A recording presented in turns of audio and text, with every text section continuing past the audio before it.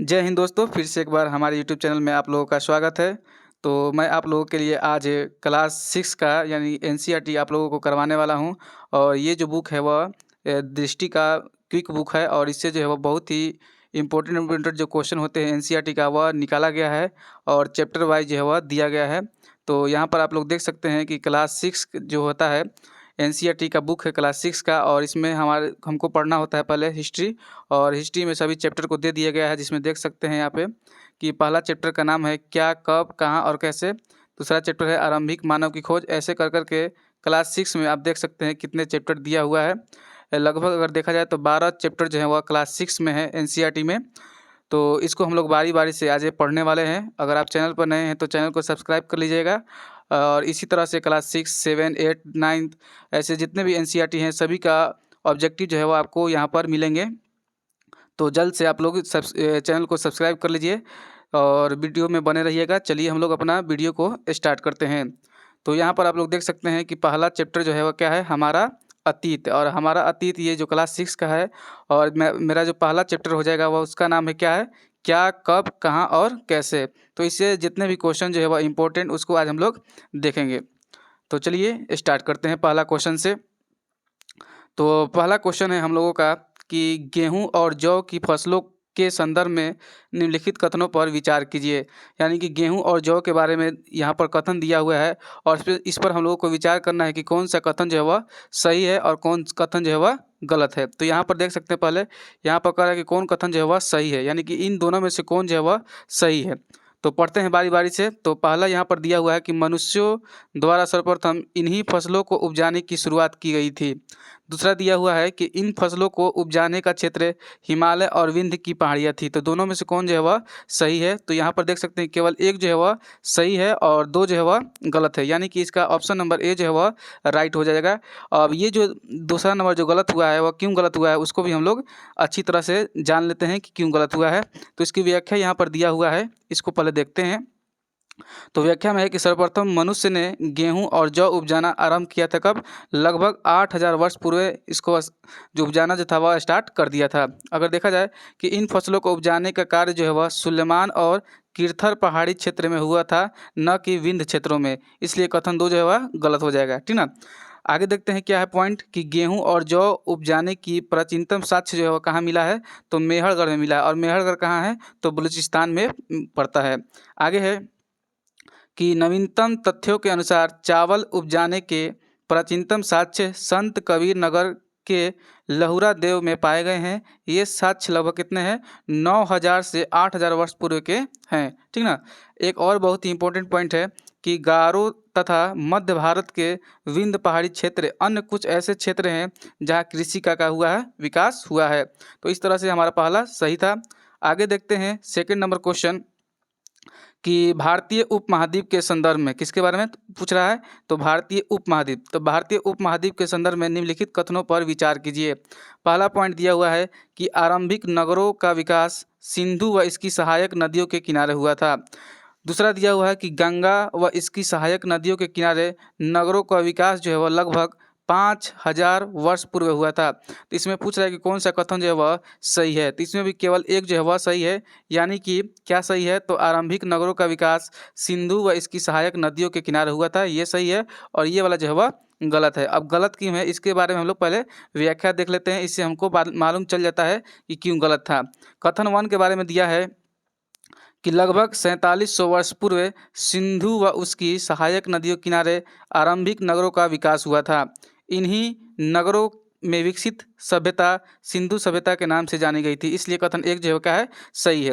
दूसरा देख लेते हैं कि गंगा व इसकी सहायक नदियों के किनारे नगरों का विकास लगभग 2500 वर्ष पूर्व हुआ, यानी सिंधु नदी के किनारे सभ्यताएं पहले विकसित हुई थी। अतः कथन जो है क्या हो जाएगा, दो गलत हो जाएगा।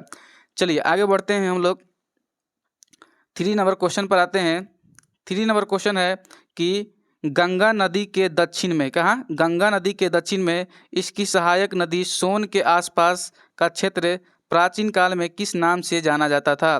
तो इसको हम लोग मगध के नाम से जानते थे। और ये जो आपको नज़र आ रहा है अवंती, काशी, वज्जी, ये जो थे उस समय महाजनपद थे। और यह इसका आंसर जो क्या हो जाएगा, ऑप्शन नंबर डी यानी कि मगध हो जाएगा।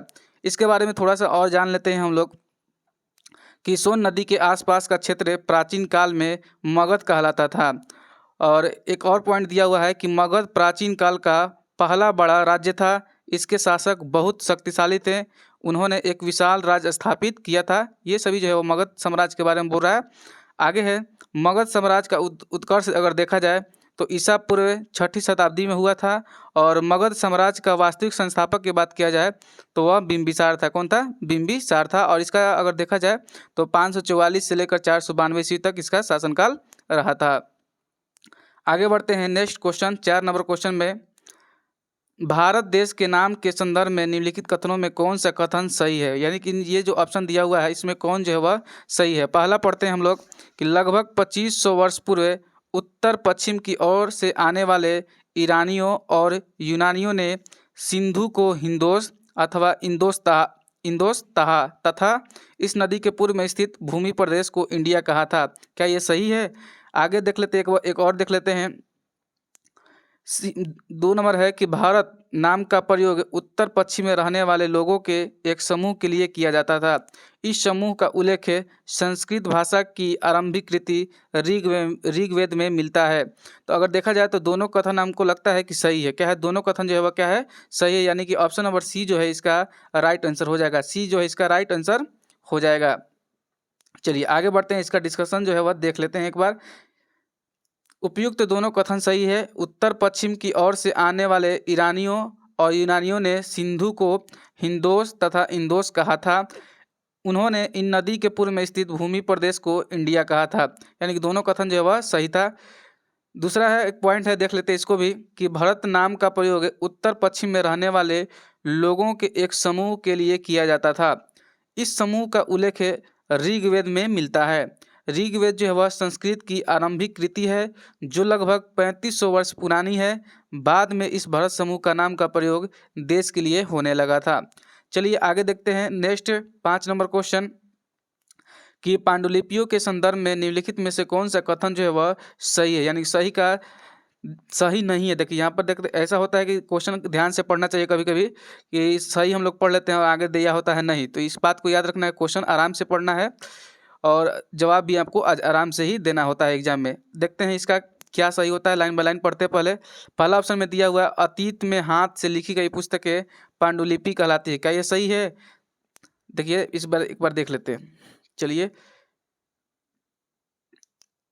इसमें पूछ रहे कौन सा कथन सही नहीं है। तो इसका पहला जो है अतीत में हाथ से लिखी गई पुस्तकें पांडुलिपि कहलाती है, तो ये कथन जो है वह क्या है? सही है। दूसरा है कि अंग्रेजी में पांडुलिपि के लिए मैन्यूस्क्रिप्ट शब्द का प्रयोग होता था जो लैटिन भाषा के शब्द मेनू जिसका अर्थ है हाथ से निकला है।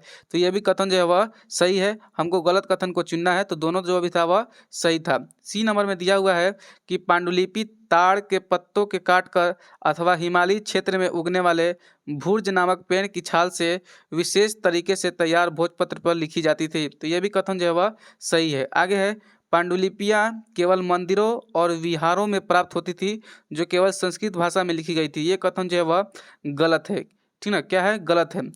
क्यों गलत है इसको भी हम लोग देख लेते हैं। देखिए यहाँ पर करके ए, बी और सी सही है, परंतु डी गलत है। क्योंकि पांडुलिपियाँ मंदिरों और विहारों के अतिरिक्त अन्य स्थानों से भी प्राप्त हुई है। साथ ही ये पांडुलिपियाँ विभिन्न प्राचीन भाषाओं में प्राप्त हुई है जिनमें संस्कृत, प्राकृत और तमिल भी शामिल है। यहाँ पर केवल संस्कृत दिया हुआ था, इस चलते भी गलत यहाँ पर हो जाएगा। चलिए आगे हम लोग बढ़ते हैं 6 नंबर क्वेश्चन पर। अभिलेखों के संदर्भ में निम्नलिखित कथनों पर विचार कीजिए। पहला है ऐसे लेख जो केवल पत्थरों पर उत्कीर्ण किए जाते थे अभिलेख कहलाते थे। तो ये जो कथन जो है वह गलत दिया हुआ है। क्या है? गलत दिया हुआ है। दूसरा नंबर क्वेश्चन है कभी कभी शासक अथवा अन्य लोग अपने आदेशों को इस तरह उत्कीर्ण करवाते थे ताकि लोग उन्हें देख व पढ़ सके तथा उनका पालन कर सके। तो ये कथन जो है वह सही है। यानी कि ऑप्शन नंबर बी जो है वह सही है। पहला क्यों गलत है इसको भी हम लोग देख लेते हैं। ऐसे लेख जो पत्थर अथवा धातु जैसी अपेक्षाकृत कठोर सतह पर उत्कीर्ण किए जाते थे वे अभिलेख कहलाते थे। अतः कथन एक जो है वह गलत है। क्या है? कथन है जो एक जो है वह गलत है। यहाँ पर दिया है क्या? अभिलेख। यहाँ पर देखिए गलत ये है कि ऐसा लेख जो पत्थर अथवा धातु, इसमें केवल दिया हुआ था हमारा पत्थर, और यहाँ पर जो है कि धातु पर भी होगा, उसको भी हम लोग क्या बोलेंगे, अभिलेख बोलेंगे। अगर दूसरा देखते हैं कथन 2 को, तो अभिलेखों में राजाओं, रानियों व अन्य लोगों के आदर्श, आदेश, कार्य विवरण, विषय आदि का उल्लेख किया जाता था। आगे है 7 नंबर क्वेश्चन, अशोक का कंधार से प्राप्त अभिलेख निम्नलिखित में से किन लिपियों में लिखा गया था? तो ये जो है वह यूनानी और अरमाइक में लिखा गया था। अशोक का कंधार अभिलेख इस क्षेत्र में प्रयुक्त होने वाली यूनानी तथा अरमाइक नामक 2 भिन्न लिपियों तथा भाषाओं में लिखा गया था। डायरेक्ट पूछेगा कि अशोक का कंधार अभिलेख जो है वह किस भाषा में लिखा गया था, यानी किस लिपि में लिखा गया था, तो यूनानी और अरमाइक हो जाएगा। चलिए आगे बढ़ते हैं हम लोग 8 नंबर क्वेश्चन में। 8 नंबर क्वेश्चन है कि ईसा मसीह, ठीक है, ईसा मसीह के जन्म के पूर्व के सभी तिथियां ईसा पूर्व के रूप में जानी जाती थी। पहला कथन ए दिया हुआ है। दूसरा कथन, वर्ष की गणना ईसाई धर्म प्रवर्तक ईसा मसीह के जन्म के तिथि से की जाती है। तो ये जो कथन जो है वह सही है, यानी कि ए और आर दोनों कथन जो है वह सही है, और सही के साथ साथ ये जो है वह स्पष्टीकरण भी करता है, यानी कि ऑप्शन नंबर ए जो है इसका राइट आंसर होना चाहिए। चलिए देखते हैं, तो इसका ऑप्शन नंबर ए जो है वह सही है। आगे देखते हैं, विकल्प ए जो है सही है, ईसा मसीह के जन्म की तिथि से वर्ष की गणना की जाती है, यानी कि ए सही था। दूसरा है, पॉइंट देख लेते हैं, कुछ पॉइंट बहुत इंपॉर्टेंट होते हैं। ईसा पूर्व को अंग्रेजी में बिफोर क्राइस्ट कहते हैं, यानी कि बीसी कहते हैं। आगे है, हिंदी में वर्तमान में तिथि प्रयोग में ईसवी का चलन है, जिसे अंग्रेजी में एडी यानी कि एनो डोमिनी कहा जाता है। आगे है, BCE का अर्थ बिफोर कॉमन एरा तथा CE का अर्थ कॉमन एरा होता है। आगे है, BP का प्रयोग, ठीक है, BP का प्रयोग बिफोर प्रेजेंट के लिए किया जाता है। तो इस तरह से हम लोगों ने क्लास 6 का चैप्टर नंबर 1 जो है उसको कंप्लीट कर लिया है, और अगले वीडियो में आप लोगों को चैप्टर नंबर 2 यानी कि आरंभिक मानव की खोज, इससे जो ऑब्जेक्टिव जो होंगे आप लोगों को मिलेंगे, और सभी क्वेश्चन जो है वह NCERT से लिए गए हैं। अगर आप चैनल पर नए हैं तो चैनल को सब्सक्राइब कर लीजिएगा, और वीडियो अच्छा लगा हो तो वीडियो को लाइक कर दीजिएगा, और वीडियो को ज़्यादा से ज़्यादा अपने दोस्तों के पास शेयर कर दीजिएगा। तो मिलते हैं नेक्स्ट वीडियो में, तब तक के लिए जय हिंद।